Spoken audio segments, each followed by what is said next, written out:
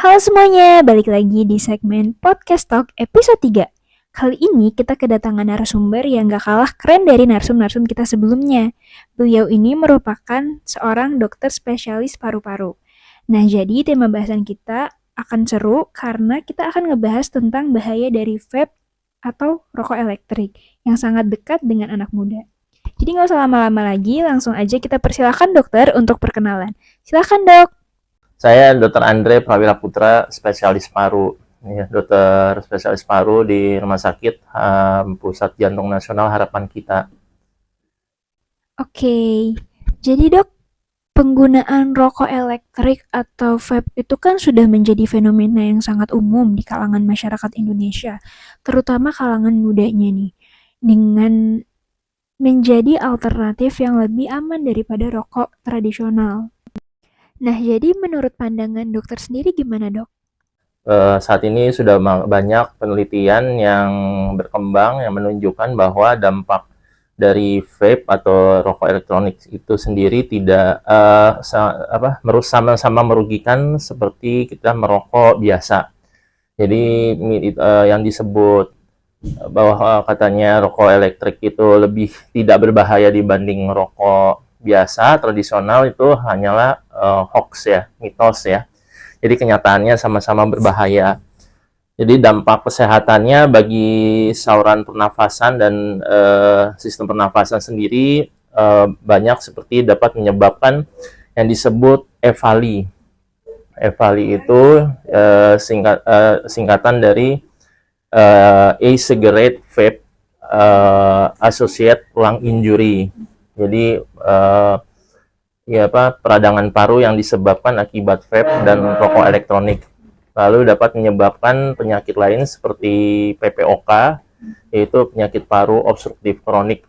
Dan yang penyakit lainnya juga dapat menyebabkan penyakit paru interstitial disease ya, interstitial lung disease ya, atau ILD, atau sampai yang paling terakhir itu menyebabkan keganasan, yaitu kanker paru. Begitu ya. Jadi dan kebanyakan kalau misalnya ada beberapa penyakit yang sudah tidak irreversible sehingga tidak bisa diobati sampai sembuh sempurna jika masuk dalam tahapan seperti PPOK ya, lalu kanker paru, lalu penyakit interstitial lung disease itu agak sulit diobati. Kemudian kira-kira bahan kimia yang berbahaya dari cairan vape itu apa sih, dok? Ya, jadi dari penelitian memang yang paling membahayakan dari vape atau rokok elektronik itu adalah bahan yang disebut dengan THC, tetrahydrocannabinol ya. Itu merupakan suatu zat toksik dan karsinogenik. Jadi karsinogenik itu dapat menyebabkan kanker paru ya. Habis itu ada bahan lainnya yaitu vitamin E asetat.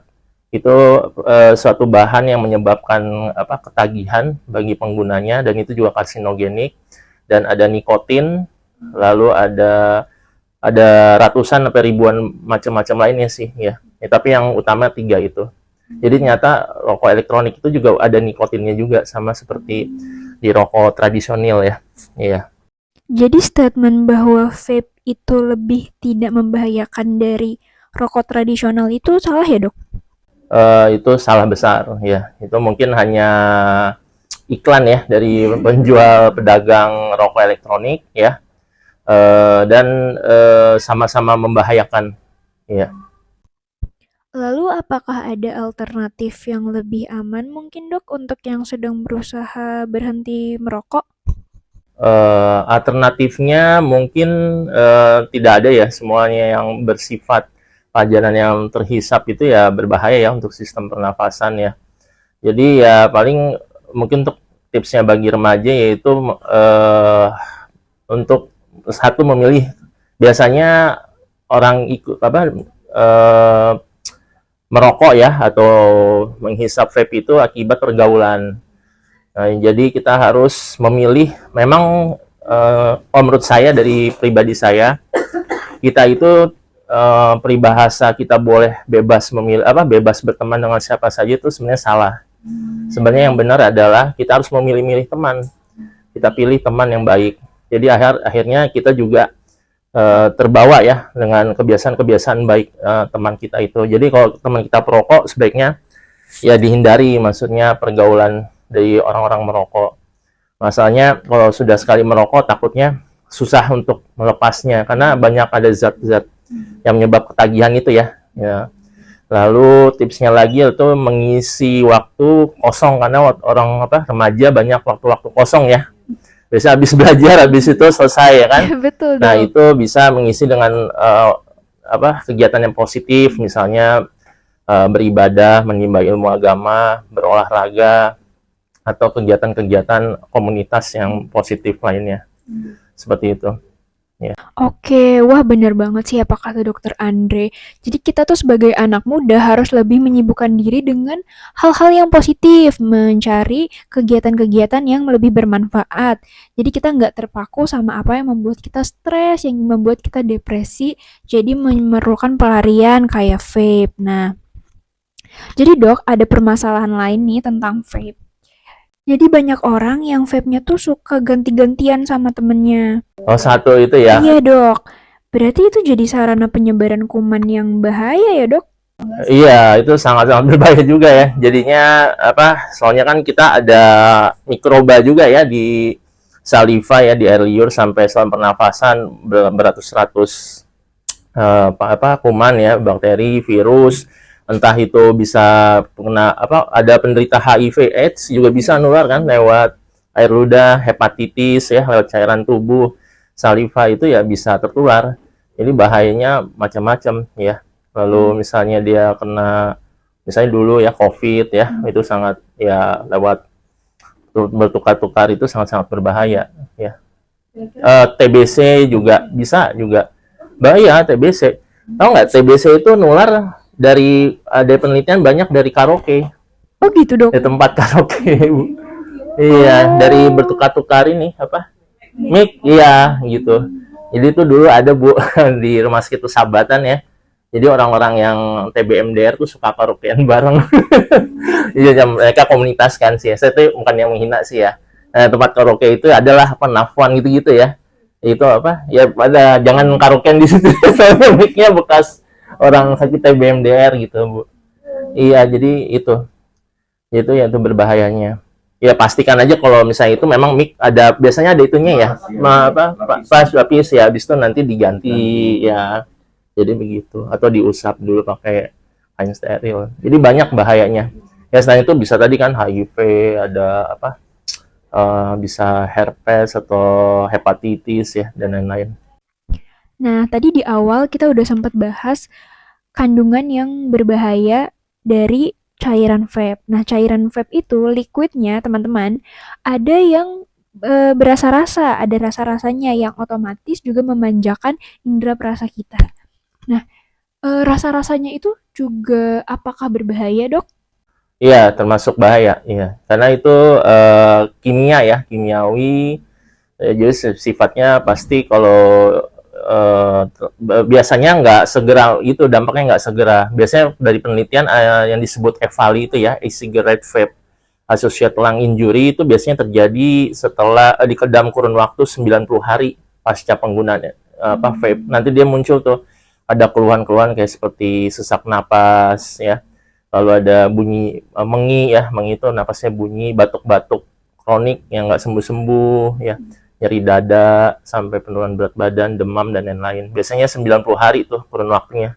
Baru muncul tuh keluhan-keluhan seperti itu. Setelah kita periksa secara lebih lanjut, misalnya di ronsen atau CT scan, nah itu baru kelihatan ada banyak bercat kabut ya di kedua paru-parunya.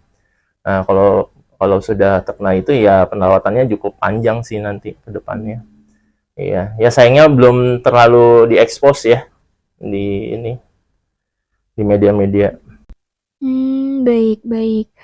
Berarti dok, antara rokok atau vape, apakah ada yang lebih merusak paru-paru lebih dulu, ataukah sama saja bahayanya? Kalau dari penelitian sih belum ada sih ya, yang mana duluan, tapi ya sebenarnya sama saja sih. Ya, bisa bisa tergantung dari ininya ya, daya tahan tubuhnya si pengguna juga. Kalau daya tahan tubuh penggunanya pasiennya banyak komorbid ya, terus gizinya buruk ya, orang yang merokok atau vape itu ya pasti kena dampak kesehatannya lebih cepat dibanding yang lebih sehat. Tapi ya tidak semuanya harus orang sehat jadi nggak apa-apa nih nge-vape, nggak juga. Ya nanti satu saat nanti pasti ada dampak kesehatannya. Bahkan dampak nge-vape rokok itu bisa sampai kayak misalnya ya maaf ya, dia tidak punya anak kayak gitu-gitu, itu pengaruh ke reproduksi ya Bu ya. Iya, jadi sampai ya begitu. Jadi nggak hanya paru, dia dampaknya sistemik. Jadi iya. Oh, oke. Jadi dampaknya itu bisa ke berbagai aspek, gak cuman paru-paru doang ya, Dok? Nah, pertanyaan selanjutnya, kalau ada orang yang nge-vape atau ngerokok dengan asap yang banyak, itu kan otomatis nempel di bajunya ya, Dok. Tapi apakah itu berpengaruh? Gini, kalau penelitian itu sih memang belum ada ya, Bu. Tapi ada nih yang rokok biasa, Bu. Jadi rokok biasa itu sudah diteliti tuh di persahabatan ya. Jadi rokok yang efek asap itu ternyata walaupun dia merokok di luar, rokoknya tuh nempel di baju. Di baju. Nah, nanti bapak itu biasanya bapak-bapak kan ya. Habis itu dia ke rumah, di rumah itu si yang nikotin yang nempel di baju itu terhisap tuh, nanti kan kena ada angin ya. Kena tuh ke anaknya. Anaknya jadi kena asma, bronkitis gitu Bu, batuknya hilang timbul ya. Ya, itu dia. Jadi emang akhirnya jadi bronkitis. Bahkan ada nih ya, dulu pas waktu saya masih sekolah, ibunya bersih, tapi bapaknya perokok berat ya. Terus kena kanker paru si ibunya. Setelah ditelusuri ya kita nggak tahu ya, faktor risiko kan udah dinyah-nyahkan ya, jadi kemungkinan ya dia perokok pasif itu Bu, jadi kanker paru. Ya nggak hanya itu aja, jadi pasien saya kanker paru dulu saat masih sekolah ada tukang sate tuh, itu kan asap ya Bu ya. Iya, bener Iya, Dok. kasihan juga sih, bara itu kan batu bara tuh ya, batu apa sih nih, arang kok batu bara ya, terhisap itu jadi kanker paru. Jadi begitu. Jadi sebenarnya kalau motivasinya sih, kalau saya biasanya kalau sudah berkeluarga untuk menghentikan rokok itu, ya saya bilang kalau sayang sama anak ya kan sebaiknya kan saya jelasin yang tadi itu Bu, dari penelitian itu memang benar. Jadi kadar nikotin dari si bayi, si anak itu diperiksa ada, ternyata nikotin dalam urinnya itu tinggi.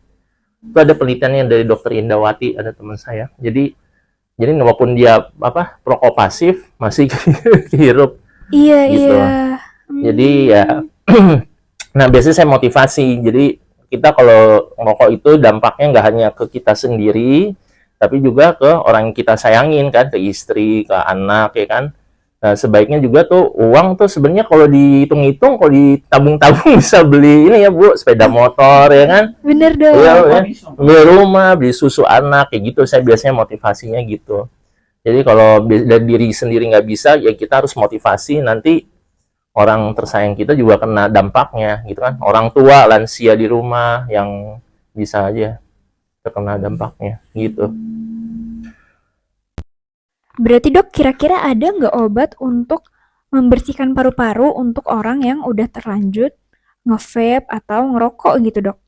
Sebenarnya sih kalau tergantung, kalau misalnya masih merokoknya baru-baru aja, ya itu cukup dengan stop merokok, lalu banyak konsumsi obat-obatan, bukan obat kayak sayur-sayuran, buah-buahan, olahraga, nanti dia akan bersih sendiri.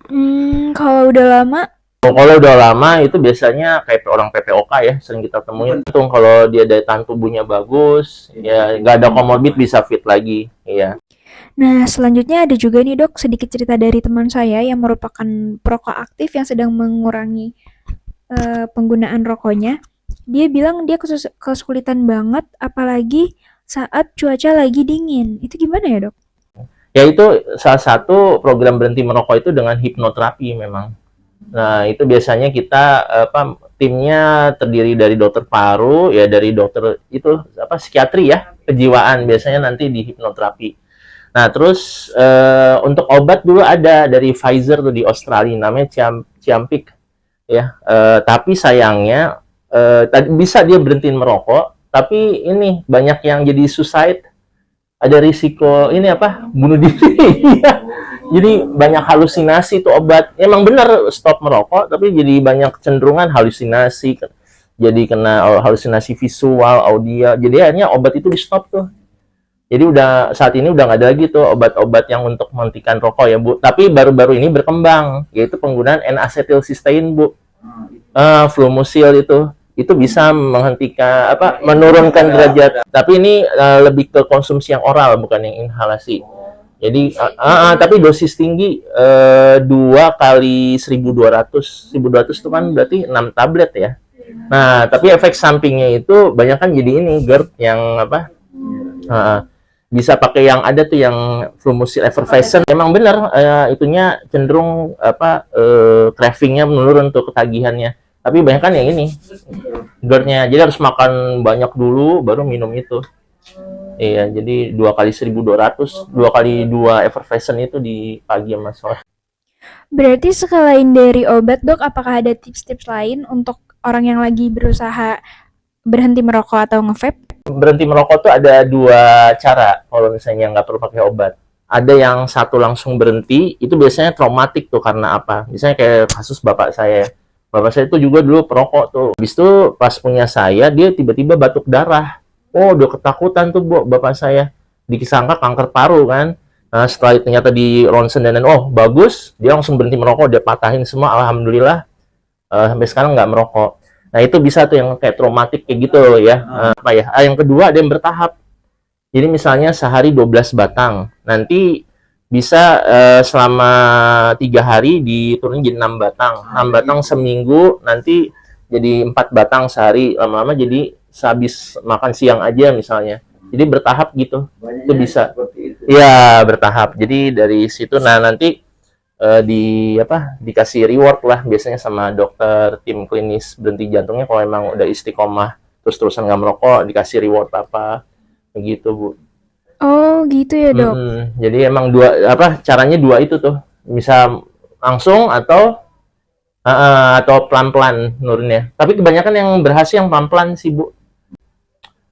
Ya kita harus punya motivasi ya, punya motivasi yang motivasinya bisa dicari dari mana aja. Ya, pertama untuk mengetahui dampak buruknya tuh merokok tuh kan banyak ya, yang tadi ya penyakit-penyakit yang saya sebut ya. Terus bisa mempengaruhi orang-orang terdekat ya. Jadi bisa misalnya keluarganya bisa kena sakit-sakit yang juga penyakit pernafasan ya. Yang berikutnya tipsnya lagi mencari kegiatan-kegiatan positif karena remaja itu masalahnya emang banyak waktu luang yang tidak terpakai ya, jadi bingung dia mau ngapain. Yang berikutnya lagi yaitu memilih teman yang baik ya, cari pergaulan yang baik begitu deh ya. Iya bener banget. Jadi teman-teman, untuk kalian yang lagi mengurangi penggunaan vape atau rokok, bisa banget nih ngikutin tips dari Dokter Andre. Iya, tapi gini jadi kalau menurut saya kan beberapa mungkin beberapa ustadz ya yang bilang itu merokok itu kan menzolimi diri sendiri ya, kan kita dilarang menzolimi diri sendiri. Nah itu ada yang bilang haram ya kan. Iya, jadi ada yang bilang makruh. Jadi ambil aja yang haramnya itu. Iya betul.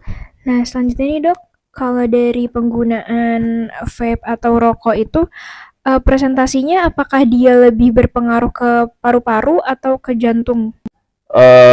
Untuk ini ya dampak dari vape-nya ya. Iya. Saya kira saya belum dapat datanya sih ya. Saya juga belum mempelajarinya, tapi ya sama-sama aja sih. Rata-rata nih ya pasien jantung juga punya penyakit parunya juga gitu. Jadi kadang berkesinambungan begitu. Jadi ya sedikit banyaknya berbarengan sih munculnya. Ya, yang sakit jantung punya PPOK ya, yang saya sebut tadi penyakit paru obstruktif kronik, yang atau enggak minimal bronkitis begitu. Kalau yang itu yang vape ya rata-rata itu kurun waktu 90 hari itu bisa yang paling cepat tuh menimbulkan gejala ya, biasanya sesak, batuk gitu ya. Nah, kalau misalnya bisa juga nanti di atas usia 40, nah itu baru muncul juga tuh gejala-gejala gejala-gejala pernafasan ya, yang disebut PPOK atau kanker paru itu bisa juga di atas 40. Tapi ya makin kesini juga makin ini sih makin cepet ya, umur 35 gitu. Jadi bedanya gini, kalau orang sehat, jadi kita nih di tenggorokan kita, di jalan nafas kita itu ada namanya bulu silia. Jadi itu sepanjang tenggorokan sampai jalan nafas kita itu ada kayak bulu-bulu hidung, tapi nggak kelihatan, dia kelihatan di mikroskop. Nah, kalau misalnya bulu hidung itu, yang bulu-bulu silia di sepanjang jalan nafas itu sehat ya nggak merokok, dia kalau ada debu, ada alergen, dia gampang tuh itunya mengusirnya ya, dalam bentuk dahak ya, atau bentuk bersin. Nah, tapi kalau misalnya merokok, nge-vape itu, bahan-bahan kimia itu masuk tubuh kita, itu dia bisa menghancurkan tuh bulu-bulu silia. Nah, dia nempel tuh, jadi kita lebih rentan terkena infeksi. Jadi kalau ada patogen ya, kuman, bakteri, virus, jamur, alergen, debu masuk ke dalam tubuh, harusnya bisa kebuang sama bulu itu nggak bisa karena bulunya udah mati, ketempel sama yang bahan-bahan tadi tuh, nikotin, THC, vitamin E asetat, itu ketempel, jadi akhirnya virusnya terus aja masuk ke dalam tubuh kita, akhirnya jadi kuman TBC, akhirnya kena TBC, jadi kena pneumonia, kena evali, PPOK, begitu. Dia sebahaya itu ya, dan itu termasuk ya tergantung ya faktor risikonya, dia berapa batang sehari ya, itu juga ngaruh juga sih. Semakin berat dia merokok, menghisap vape itu dalam sehari ya makin berat juga, semakin tinggi risiko kena sakitnya. Ya. Oke, baik-baik. Jadi itulah teman-teman tema bahasan kita hari ini. Mengurangi vape sama dengan menyelamatkan nyawa. Jadi kalau kalian masih sayang sama nyawa, sayang sama orang-orang terdekat kalian, ayo kurangin penggunaan vape atau rokoknya. Itulah episode 3 kali ini bersama Dr. Andre. Terima kasih dokter atas waktunya. Teman-teman jangan lupa tetap nantikan podcast talk hanya di Melody Makna.